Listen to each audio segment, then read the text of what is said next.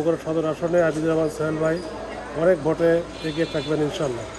ভাই আপনার যে উপনির্বাচন বগুড়া যে 6টা উপনির্বাচন অনুষ্ঠিত যাচ্ছে, আপনার জানা মতে এখানে কার সবচেয়ে আপনার জনপ্রিয়তা বেশি দেখছেন? বিএনপি।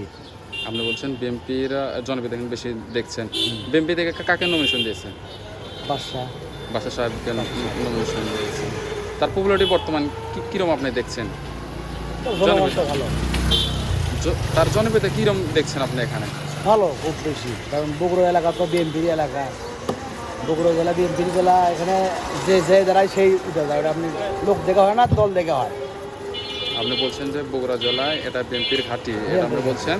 এখানে আপনার নির্বাচন হয় হলো আপনার হলো বগুড়ার যাকে ধানের শীষের প্রতীক দেবে, ওই প্রতীকের উপর বেসিস করে এখানে তাকে ভোট দেয়। তাই সম্বোধন আপনার যে এখানে যে ধানের শীষের প্রতীক যাকে দিয়েছে তিনি কি দায়িত্ব আছে বর্তমান জেলায়, সেটা বলতে পারছি।